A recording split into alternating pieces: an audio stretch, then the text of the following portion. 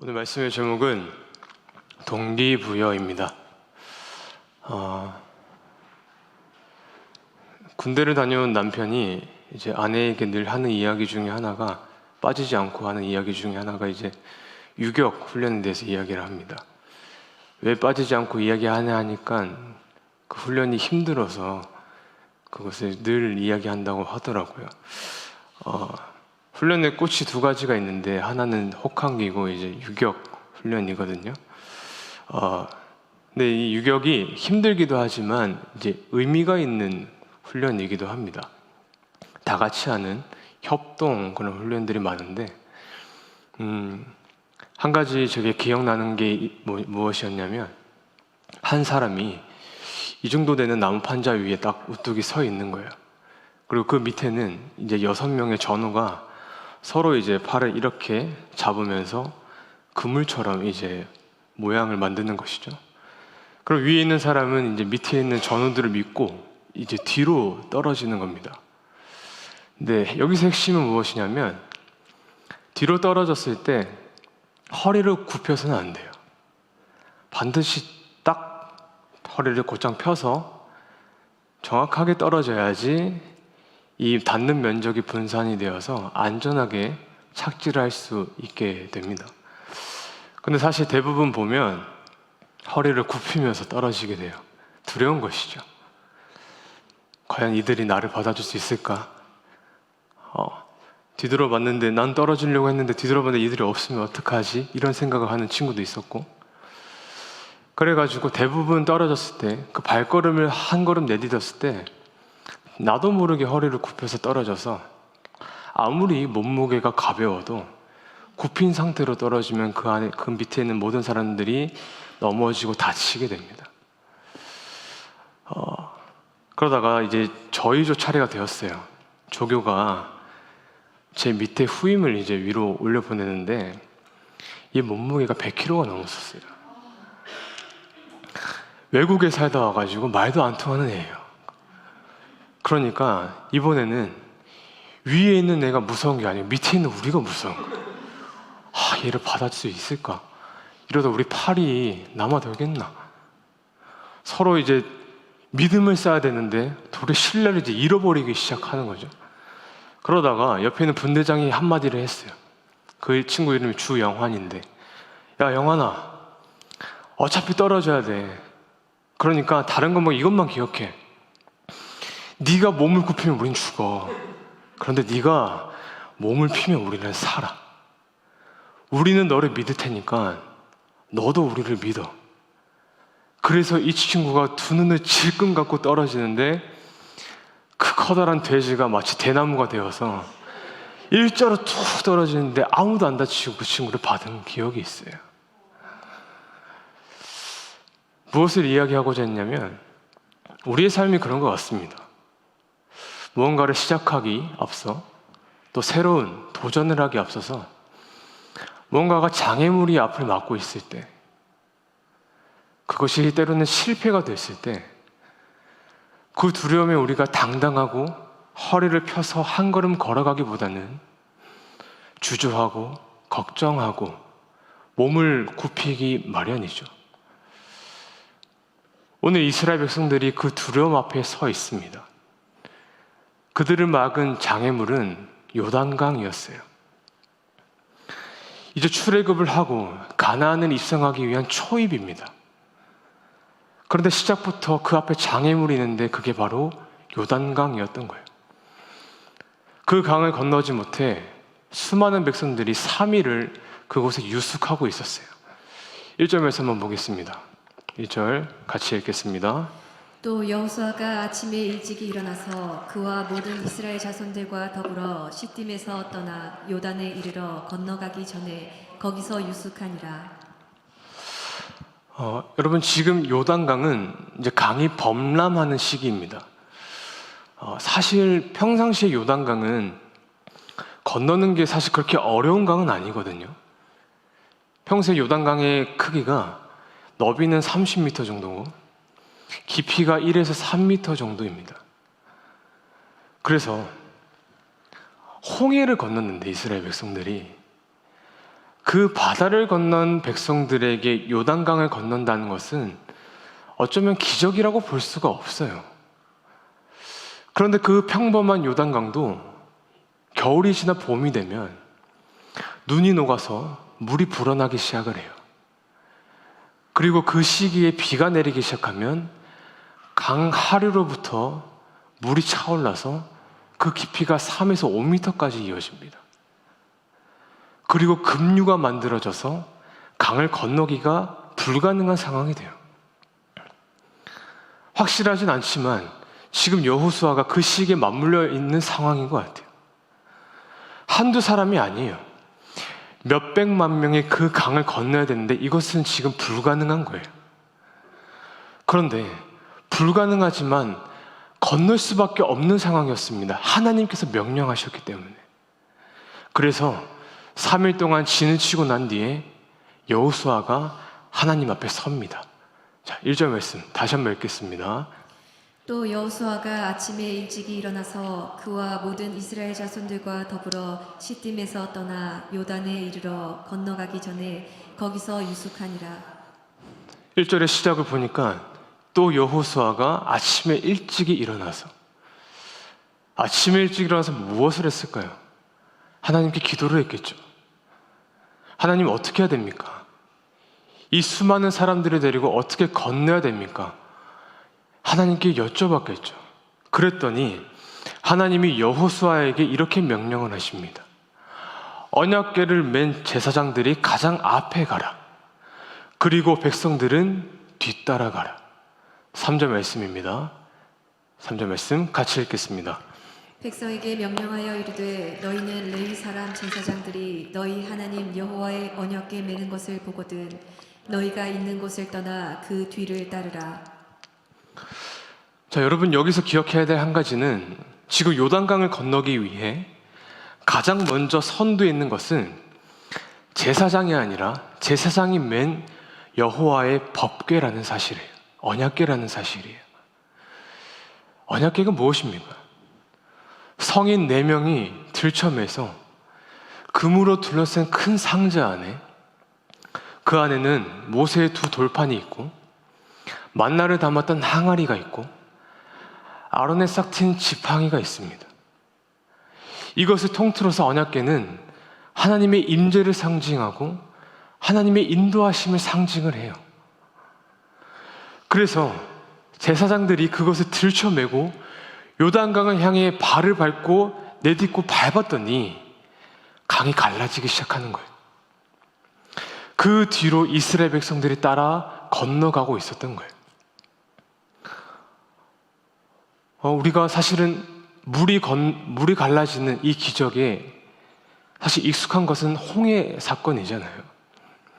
그래서 요단강이 갈라진다는 것은 단순히 홍해 사건과 유사한 것으로만 알고 있는 경우가 많은데 유사하면서도 또 다른 점이 있어요.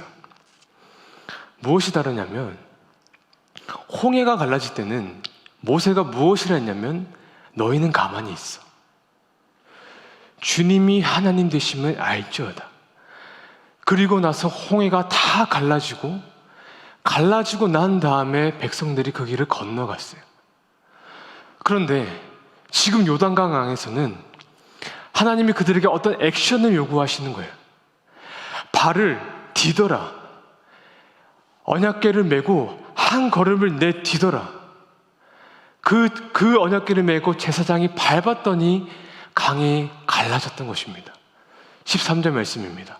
13절 같이 읽겠습니다. 온 땅의 주 여호와의 궤를 맨 제사장들의 발바닥이 요단물을 밟고 멈추면 요단물 곧 위에서부터 흘러내리던 물이 끊어지고 한 곳에 쌓여 서리라.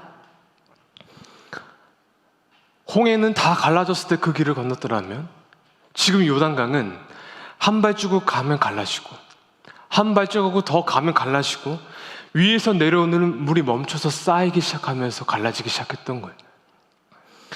밟기 전에는 그냥 강이에요. 이것을 밟다가 죽을 수도 있어요. 급류에 휘말릴 수도 있어요. 그런데 하나님은 그 길을 언약궤를 앞세워서 가라고 명령하고 계시는 거예요. 왜 그랬을까요, 여러분? 왜 하나님께서 그들에게 이렇게 행동을 요구하셨을까요? 단순히 물이 갈라지는 것을 보여주려고 하셨을까요? 아니요. 이것 안에는 하나님의 숨은 뜻이 내포되어 있습니다. 그게 4절 말씀에 기록되어 있습니다. 4절 말씀 같이 한번 읽겠습니다. 그러나 너희와 그 사이 거리가 2000규빗쯤 되게 하고 그것에 가까이 하지는 말라. 그리하면 너희가 행할 길을 알리니 너희가 이전에 이 길을 지나보지 못하였음이니라 하니라. 너희가 행할 길을 알리니 너희가 이전에 이 길을 지나보지 못하였음이니라 하니라. 지금 이스라엘 백성은 가나안과 전쟁을 하기도 전에 장애물을 만난 상황이에요. 우리의 인생도 마찬가지죠. 본격적으로 도전하기에 앞서서 시작도 전에 장애물을 만날 경우가 있어요. 여행을 시작하기도 전에 출국 심사부터 난간에 부딪혀요. 도착하자마자 덤탱이를 씌워요. 장사를 해서 먹고 사는 것도 힘이 드는데 그 가게를 개업하는 게 얼마나 힘이 들어요. 사업장을 내고 계약을 하고 리모델링을 하고 결혼을 하면 애를 낳고 전쟁이 시작인데 그 전쟁을 시작하기도 전에 결혼식부터가 힘이 들어요. 우리 교회는 피아노 반주에 맞춰서 말씀을 맺겠습니다. 여기가 하이라이트인데 그것에 그 전에 서론부터 막힐 때가 있단 말이에요. 여러분, 저는 사실은 담임 목사님과 다르게 타고난 유머가 없거든요. 그래가지고 워낙 진지해서 저에게 애드립이란 한 주 동안 고민하고 고민해서 생각해서 꺼내는 거거든요. 그런데 그 서론에 유머를 던졌는데 아무런 반응이 없으면 그땐 저는 진짜 요단강을 건너는 거예요. 이젠 뒤에 결론까지 가는 그 여정이 까마득한 것이죠. 그래서 저는 개인적으로 우리 강진우 집사님 좋아합니다. 제일 크게 웃어주거든요. 아무리 재미없어도. 사실은 오늘이 수요 예배 마지막 순서인데 목사님 전화 오셔가지고 10월 한 달 동안 계속 하자고. 예. 그러니까 지금 이스라엘 백성들의 지금 주된 목적, 이들의 주된 목적은 가나안 입성이에요. 근데 그 전에 이 가로막은 장애물이 요단강인 거예요. 이 요단강을 건너기 직전에 하나님이 4절에 무슨 말씀하셨냐면 너희에게 이 행할 길을 알려줄 것이다. 그런데 이전에 이 길을 지나보지 못하였음이니라 하니라. 무슨 의미냐면 너희가 처음 가는 길을 가게 하겠다라는 말이에요. 지금 하나님이 이스라엘 백성들을 통해 너희에게 새로운 길을 걸어가게 할 것이고 새로운 걸음을 내딛게 하신다는 말씀인 거예요. 이게 너무나 중요합니다. 왜냐하면 수십 년 전에 이미 이전에 그들은 가나안으로 가렸던 시도가 있었기 때문이에요. 민수기 13장을 보시면 가나안에 12 정탐꾼을 보내죠. 오늘 본문에서 여호수아는 지도자였지만 그때 당시는 정탐꾼이었어요. 그때 12명 중 10명이 무엇이라고 이야기했습니까? 그곳에는 갈 수가 없다. 거기에 있는 사람들은 네피림의 후손이라 거인들이다. 그 앞에 우리는 메뚜기의 존재다. 거기는 정말로 적과 꿀이 흐르는 곳이 아니다. 갈 수 없다.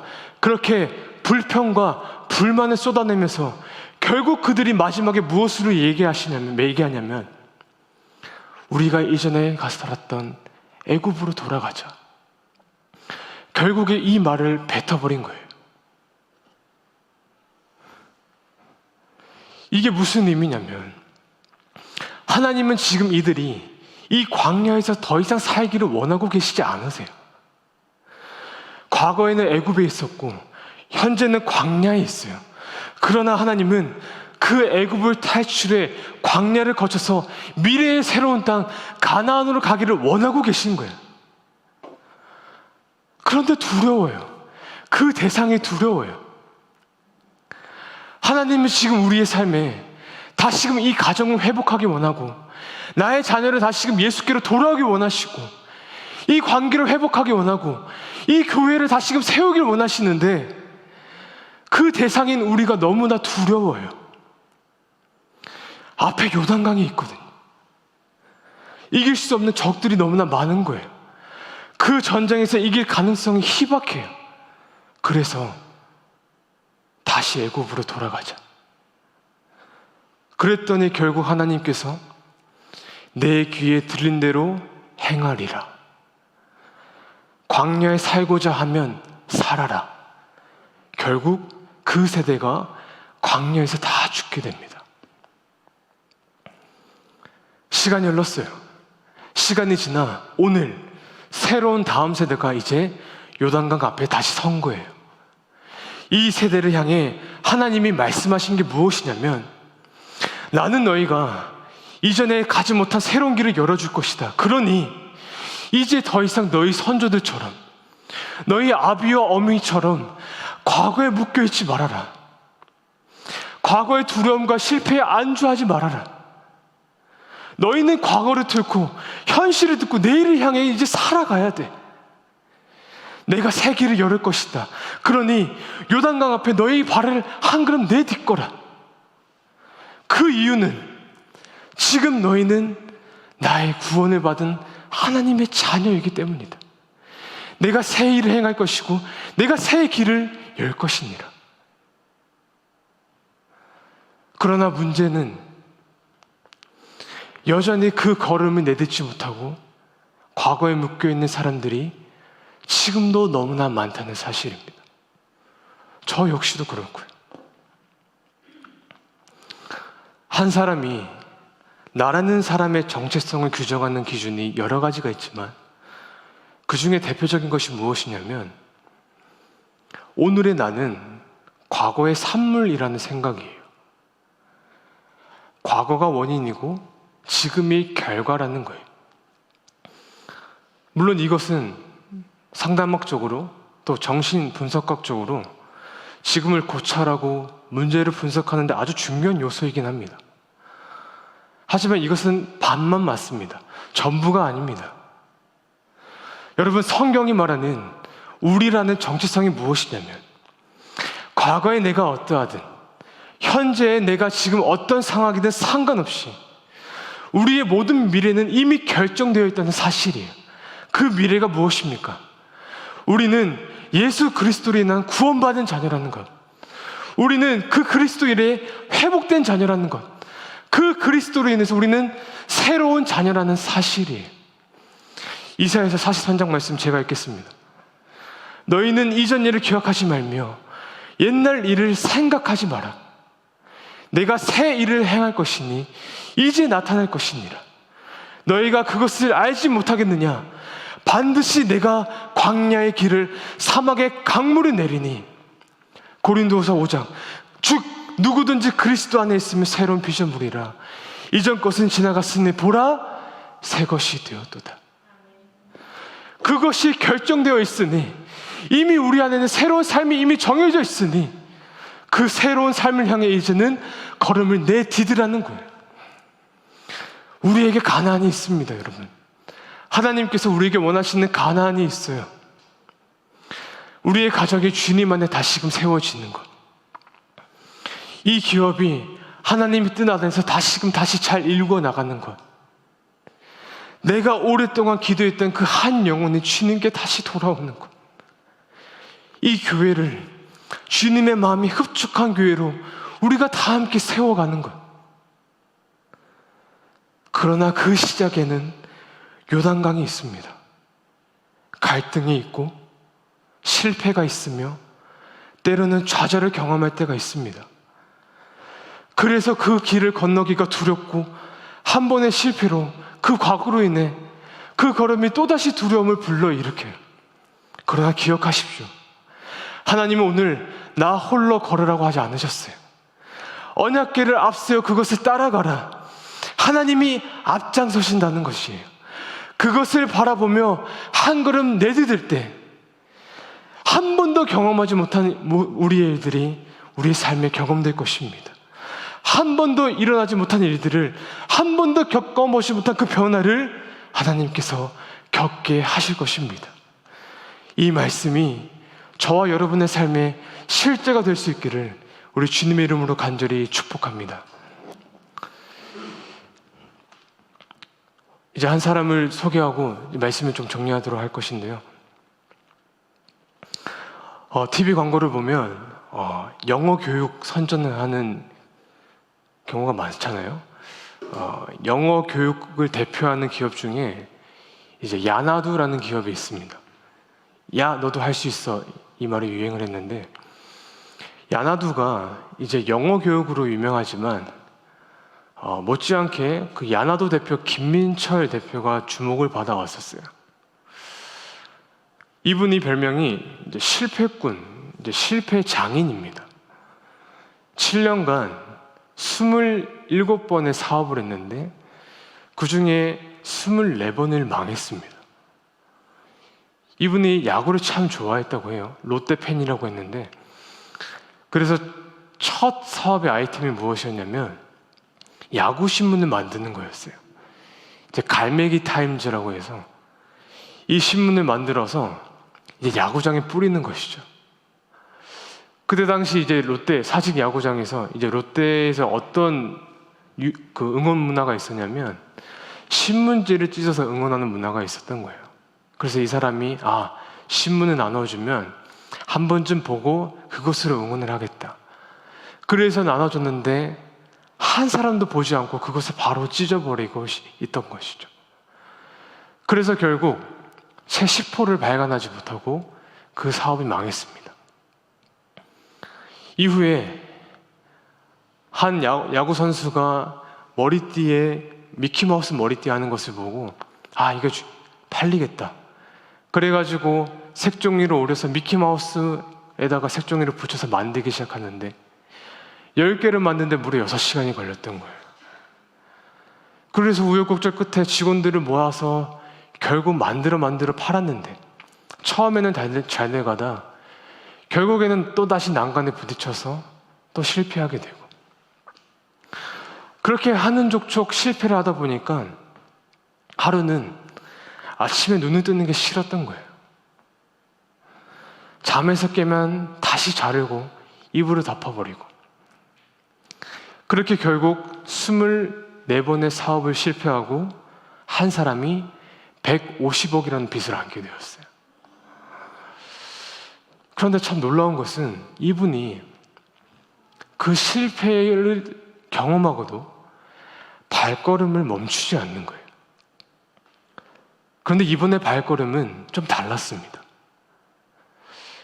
그 실패와 두려움이란 공포를 느낄 때 가장 먼저 이번에 한 것이 무엇이었냐면 새로운 사업이 아니라 하루에 3번 일을 3분 이상 닦고 하루에 3끼 이상 먹지 않고 하루에 30분을 꾸준하게 운동을 하기 시작했던 거예요. 왜 이걸 가장 먼저 했냐면 실패를 하는 순간 모든 것이 다 처참해지고 확신이 사라지면서 당연한 일상조차 포기하게 되더래요. 이것을 극복하기 위해 주변에 있는 아주 작은 것부터 성공을 하기 시작했어요. 아침에 일어나 밥을 먹고 그 밥을 한 고기 다 먹을 때 내가 죽고 싶은 이 괴로운 순간에도 내가 앞에 있는 밥을 다 먹었구나. 오늘도 눈을 뜨기가 두려웠지만 그래도 눈을 떠 나는 이를 닦았어. 씻고 로션을 발랐어. 그리고 운동을 하였어. 이 작은 성공을 통해서 주어지는 이 감정, 이 성취감, 그 경험을 차곡차곡 쌓다 보니 다시 일어날 수 있는 힘을 얻고 도전할 수 있는 용기를 얻게 되었다고 해요. 여러분, 지금 하나님이 우리에게 원하시는 것은 그 전쟁에서 승리를 하라고 원하시는 게 아니에요. 사실 그것은 우리의 영역이 아니라 하나님의 영역입니다. 하나님이 두려움 속에 있는 이스라엘 백성들이 원하시는 것은 2가지였는데 첫 번째는 경외였고 두 번째는 성결이었습니다. 그것이 그들이 원하고 그들이 성취해야 되는 작은 성공이었던 거예요. 3절과 4절 말씀입니다. 3절 4절 다 같이 한번 읽어보겠습니다. 함께 읽겠습니다. 백성에게 명령하여 이르되 너희는 레위 사람 제사장들이 너희 하나님 여호와의 언약궤 매는 것을 보거든 너희가 있는 곳을 떠나 그 뒤를 따르라. 그러나 너희와 그 사이 거리가 2000규빗쯤 되게 하고 그것에 가까이 하지는 말라. 그리하면 너희가 행할 길을 알리니 너희가 이전에 이 길을 지나보지 못하였음이니라 하니라.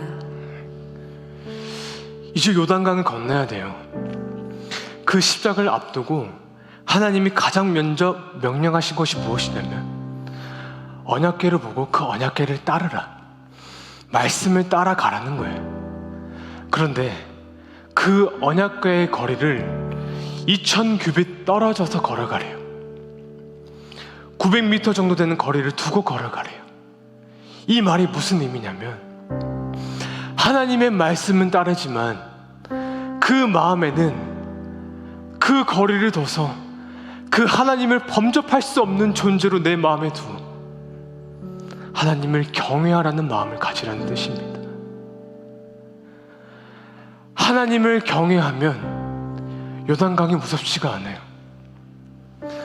그러나 하나님으로부터 멀어지고 그분을 만홀히 여긴다면 세상이 무섭기 시작합니다. 하나님의 크고 위대하심을 경험하고 나면 그 거룩한 감각 가운데 하나님을 향한 경외가 자라나기 시작한다면 우리 안에 그 경외로 인해 하나님이 무섭기 시작합니다. 그 무서움이 우리로 하여금 더 이상 세상이 무섭지 않게 됩니다. 하나님은 우리 안에 그 경외를 다시금 회복하라고 말씀하세요. 두 번째는 경외를 이어서 요단강 앞에 원하신 것은 성결이었습니다. 5절 말씀입니다. 5절 같이 읽겠습니다. 여호수아가 또 백성에게 이르되 너희는 자신을 성결하게 하라. 여호와께서 내일 너희 가운데에 기이한 일들을 행하시리라. 하나님은 너희 자신을 성결하게 하라. 하나님 앞에 흠이 없기 위해 몸부림을 쳐라. 여러분, 어쩌면 사실 이 말씀은 지금의 상황과는 전혀 어울리지 않는 말씀입니다. 왜냐하면 지금은 전시 상황이에요. 요단을 건너서 전쟁을 준비해야 되는 상황입니다.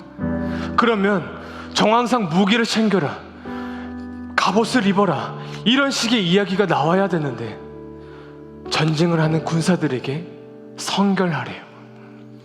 강을 건너 무기를 장착해 하는 그 백성들에게 성결하래요.